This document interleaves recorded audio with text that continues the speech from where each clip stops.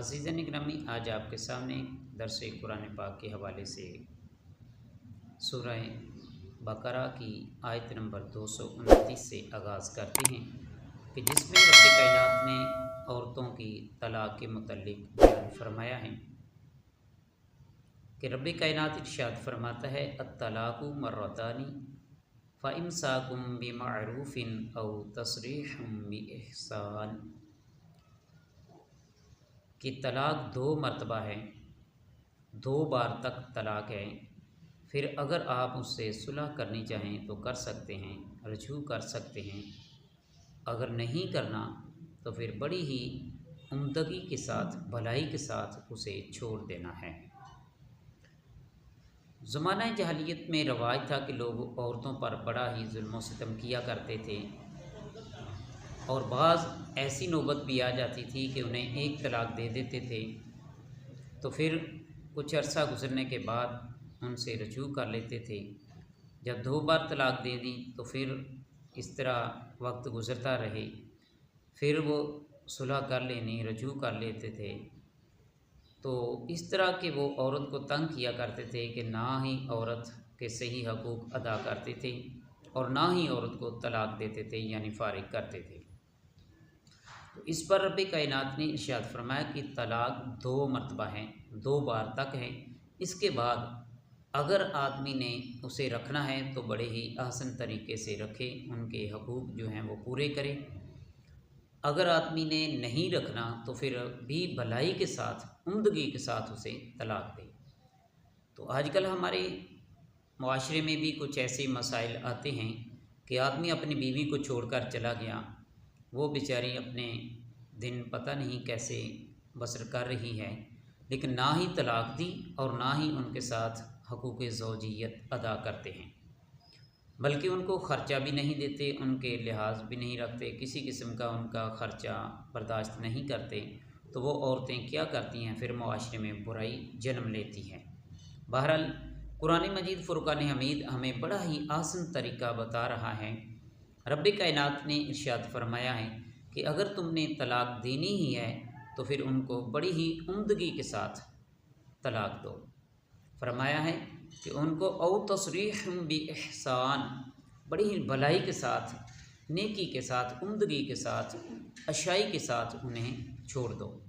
कि अगर आपको कोई मसला ऐसा है कि जिससे तलाक ही देनी है, मकसूद है, तो फिर आप उन्हें तंग ना करें, परेशान ना करें।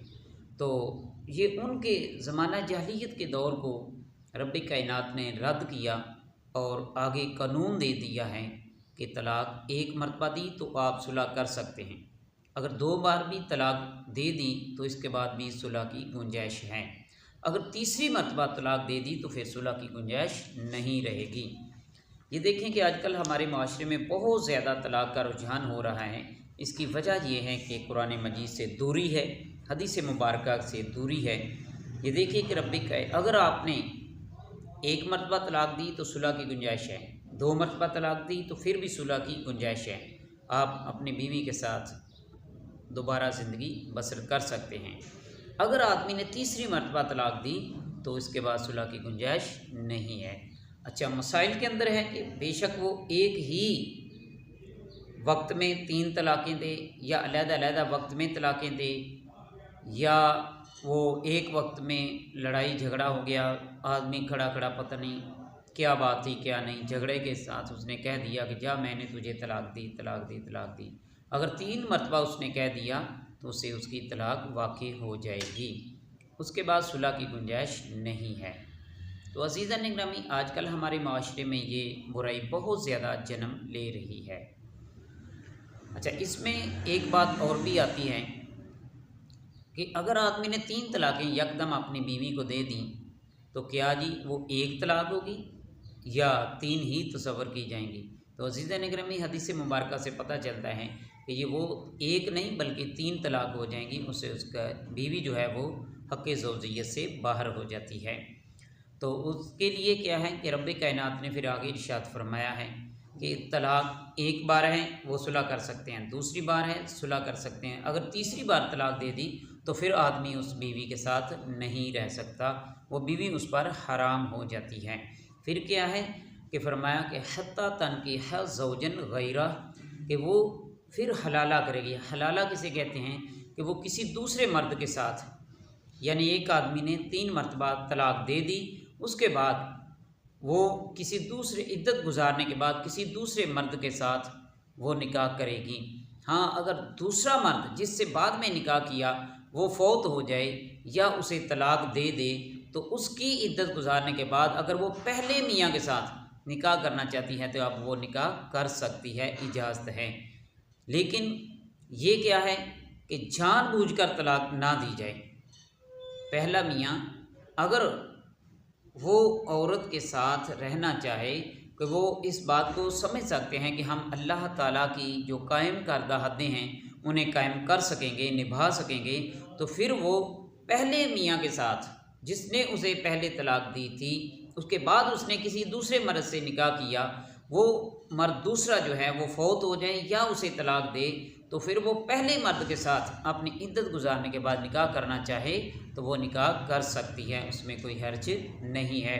लेकिन शर्त है कि वो अल्लाह की हद्दों को, कायम करदा हद्दों को पूरा निभा सकेंगे।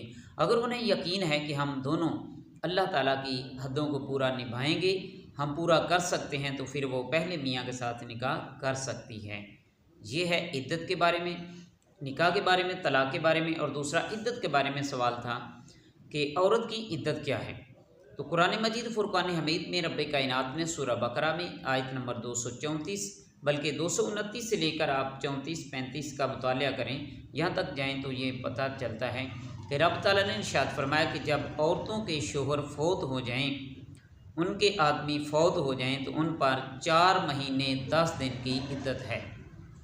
जो बेवा औरत है उसकी इद्दत 4 माह 10 दिन है।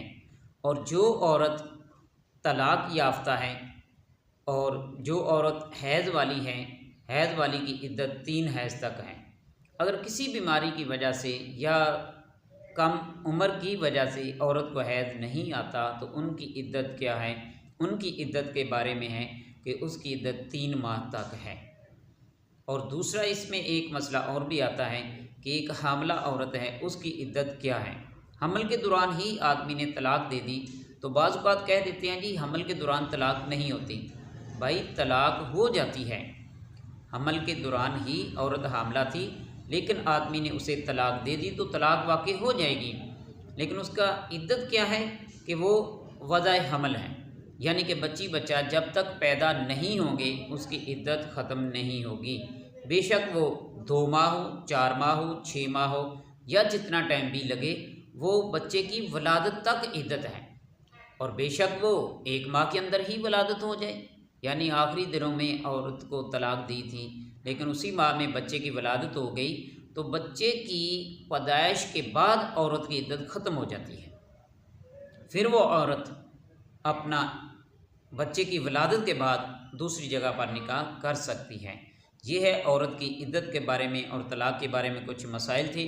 अगर फिर भी आपको कोई भी दीनी मसला दरपेश हो तो मेरा यूट्यूब चैनल कारी मोहम्मद एहसानुल हक अमीनी असदी के नाम से बना है, इस पर आप सर्च कर सकते हैं। इसको आप सब्सक्राइब भी करें और लाइक करें, शेयर करें। तो व्हाट्सअप नंबर भी मेरा दिया गया है, इस पर आप सवाल कर सकते हैं। इंशाअल्लाह अज़ीज़ कुरान हदीस की रोशनी में आपके दीनी सवालात के जवाब दिए जाते हैं।